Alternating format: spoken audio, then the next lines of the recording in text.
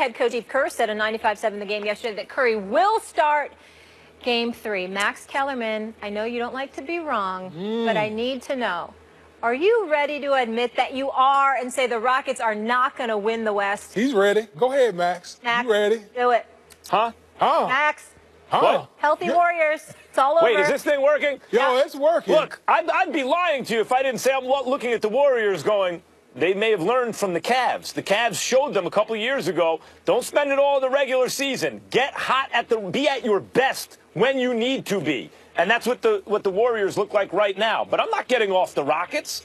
The Rockets lost, now including the playoffs, 5 times all season when fully healthy.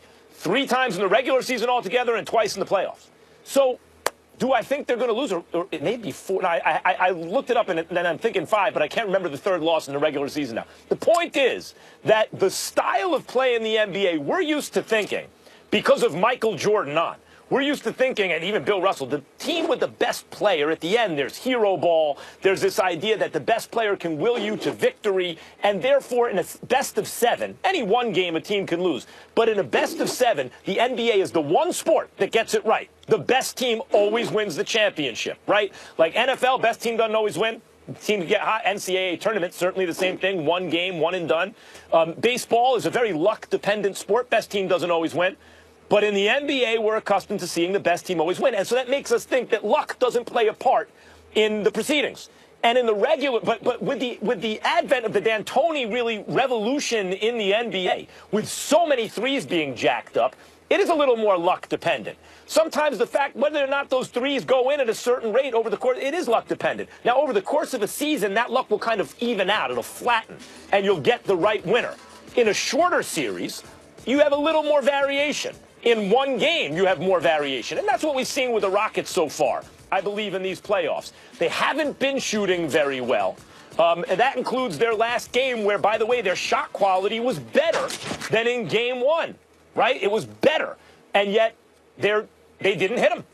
I don't think that as these games go on, it'll be a problem in a game here and there for the Rockets. But I don't think it will be a problem in 4 out of 7 games at any point. So when you have all those shooters and Harden and Chris Paul running the show, I just believe you're in a better position to win, as the evidence being the regular season, than any other team, and that includes the Warriors. If you lose 5 times all season, Damian Woody, one healthy, you got to show me you can beat them 4 times. The same team can beat them 4 times out of only 7 games to make me a believer. Max, you know how early in the show you told me the reason why the 76ers were going to beat the Celtics, because basically 2 people. Embiid and Ben Simmons. Well, guess what? If my math serves me correctly, 4 is more than 3, right? When we're talking about the Golden State Warriors, they have a 4-headed monster on their roster, plus a deeper bench, deeper rotation than the Houston Rockets. Both of these teams can shoot threes. There's no question about it. They're 2 of the best shooting, best shooting teams in the NBA. But I think where the difference lies is even if the Warriors aren't necessarily on point, which most nights they are, the way they share the basketball, to me, that is the difference between the 2 organizations. What we saw last night with the Houston Rockets against the Jazz, when the perimeter was shut down, when they weren't hitting their threes, all you saw from the Houston Rockets was a lot of iso ball, guys trying to beat their men one-on-one. Max, you've even said that. Hero ball, ultimately, at the end of the day, will not work. Well, what makes Golden State so good is the way they share the ball. Not only the starters, but even the guys that come off the bench. Because that right there will overcome any type of shooting slump that you go through, the fact that you can share the ball, multiple people being great passers and giving easy look for other players. To me, that's the difference between the Golden State Warriors and the Houston Rockets, and ultimately why I believe that the Warriors will win the championship again this year. Well, look, that's a great point.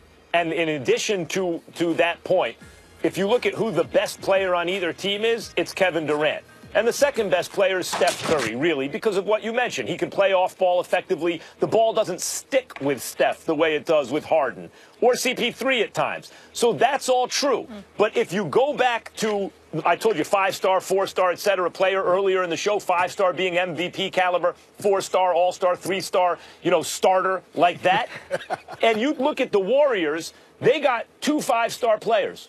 So do the Rockets. The Rockets have 2 MVP caliber players in Harden and CP3. That's as good as it gets.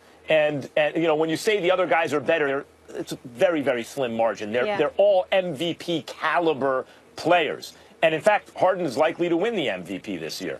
And so when you have that, the question is, what else do you have around you? What's Clint Capella? 3.5-star? What's Eric Gordon? Probably the same thing. And a bunch of shooters and a system that encourages them exploiting their advantage as much as possible. The more the Rockets play, the more likely they are to win. It is true that in a given game, they will look more vulnerable than the Warriors because they are so 3-ball dependent. And that has an element of luck to it. But the more games you play, the more that luck will be evenly distributed. The Rockets are going to be very tough to beat. I'm going by my own star system, and that would be the Warriors have 4 all-stars. If both teams are fully healthy, I cannot bet against the Dubs. All right, guys, switching over to the Eastern Conference here.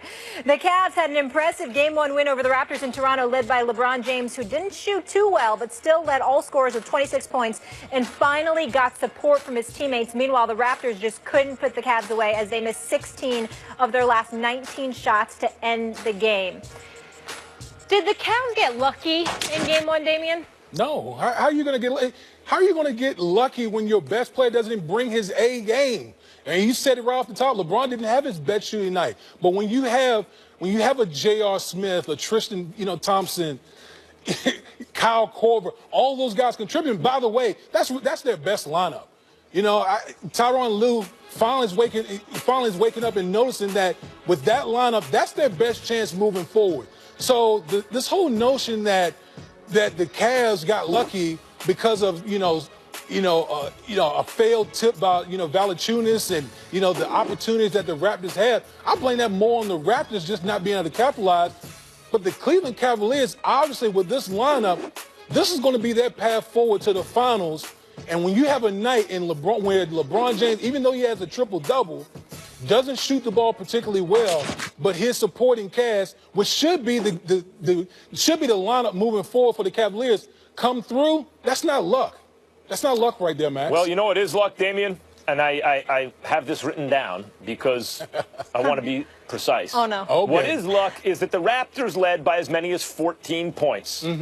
And missed more shots in the restricted area. They missed 14 shots in the restricted area in the 4th quarter alone. So are you going to buy into my psychology point? I am. Yeah, the psychological. I am. I agree. Than any team in the past 20 postseasons. My point is, with that psychological whammy that the Cavs have over them, the whole thing, they had to get incredibly unlucky or whatever, because that, shaken, if you want to call it, to miss 14 shots in the restricted area in the 4th quarter and still lose by only 1 in overtime with a chance to win the game. And that factors in the fact that Kevin Love should have been called for the flagrant, which would have given Toronto another free throw and possession, very likely to win that game. A lot of ifs Toronto, there, Max. Yes, but they lost by a point in OT. And by the way,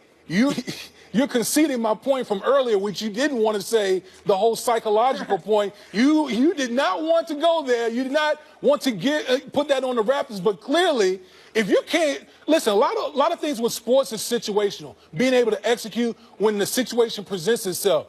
And if you're the Raptors and you can't execute in these type of situations, again, it goes back to the psychological because you remember everything I say on the show. Man, I got a photograph. That memory is on point, man. You have a memory like an elephant. Yeah, the memory is on memory. Listen, I said memory. Yeah, my memory is on point. I eat a lot of blueberries. My memory is on point. Very big hippocampus. Listen. Wait, what helps with memory? Blueberries. Oh, I thought it was like ginkgo biloba. Oh, blueberries. That's what you eat. Huh? That's the staple of your diet. Blueberries. Yeah, that's part of it. Only blueberries and salmon. Wasn't that Brandon Marshall's covered in diet? Thousand Island dressing? What are you talking about? Blueberries. Yo. You better leave my guy alone right now. What I'm saying, Damian, what I'm saying is, yes, I understand they are affected by that pressure somewhat. But even with that, even if that affects what appears to be their luck, no more could have gone against them than it already did, and they lost by a single point with guys missing wide open threes, little bunnies in the paint, the whole thing. What are the odds that that's going to happen again? And even if it does happen again, who's to say they lose the game? Like, that many things can go wrong. They can still wind up winning that game. But what if they needed to shake that cobweb a little? What if they needed to shake that rust off, or shake that psychological whammy a little bit, or just go through that experience to know, wait a minute, this isn't so bad? Like, if their luck changes this much, or they become that much more confident, how do the Cavs win with really one player? Cavs have one player. Max, you're clearly a glass half full person. One player. Come on, Right, we're J.R. talking Smith did work. He put in 20 points the other day. We had Tristan Thompson. All right, I'm being told I have to go to bump, so you can't respond, guys. Jason Witten has made a decision on his future. We'll tell you what that is after the break. And coming up later in the show, Drizzy Drake. Is he allowed to do too much on the sidelines during Raptors games? The guy's answer might surprise you. All you do is talk, talk, talk. All you do is talk, talk, talk. All you do is talk, talk, talk. What's going on, baby? That dude right there, you had better be cooperative.